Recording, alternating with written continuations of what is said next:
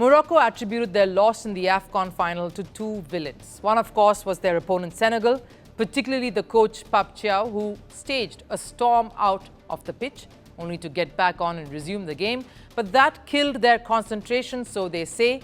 That's why they are threatening legal action. The second villain, their own 26-year-old footballer Brahim Diaz, whose penalty kick failed to make its mark, bringing a tame end to a fantastic journey. Now Morocco has come up with yet another reason for the defeat. This one is ridiculously silly, black magic. So which one is it then? The drama around that controversial AFCON final refuses to die out, and admittedly so. It was one of the most chaotic finals in the history of the tournament itself. Emotions were running high all through among players, the administrators, and of course fans too. And a defeat like that has clearly opened doors to the whole blame game. Who to pen this humiliating loss on?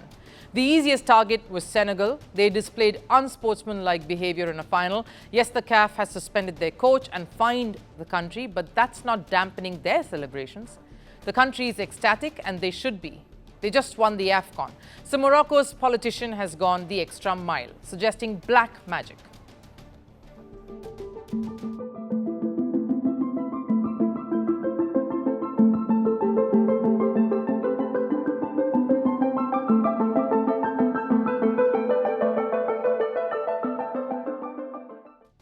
So first, Morocco attacks their own player, even hinting the miss was all in purpose, before this politician settles in on the other logical reason. Of course, black magic made him miss.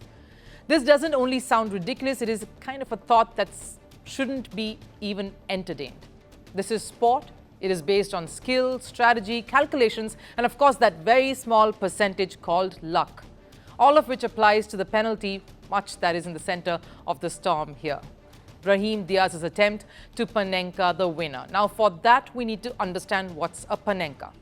Panenka is when a footballer's penalty kick doesn't go to the sides, he targets the dead center, meaning the big fake where the footballer tries to win this battle with the goalie of the opposite camp through a simple mind game. The Panenka is named after, of course, Czechoslovakia's Antonin Panenka, who famously shot his kick straight down the middle to help his side lift the European Championship back in 1976.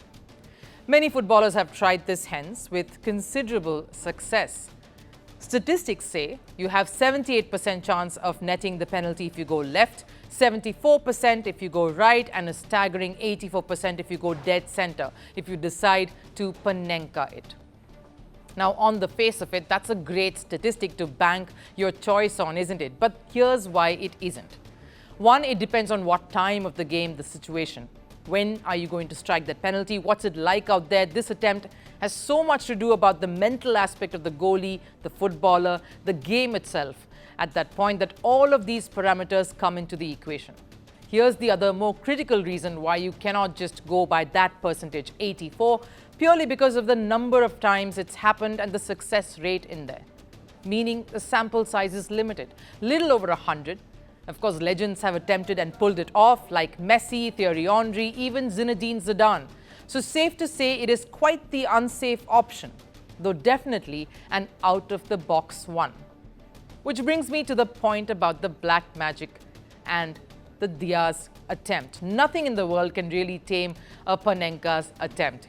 It's cursed as is, a shot that takes great amount of deception, skill, perfect timing, the kind of atmosphere that can support such an execution, and of course, that one little thing that plays a big part here, luck. It was a bit of all of this that really let Diaz and Morocco down. No black magic, no foul. Just plain football showing you it can't be tamed, and the game can't be tamed that easily. The world doesn't fit in boxes, so why should your news?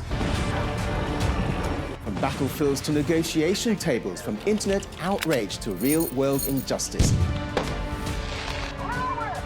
The conversations everyone is having and the ones they're avoiding. It's the same show, but this new year, Firstpost America gets a new look. I'm Kerry Johnston, and this is Firstpost America.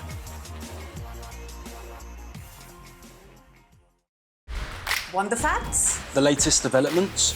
News that gets straight to the point.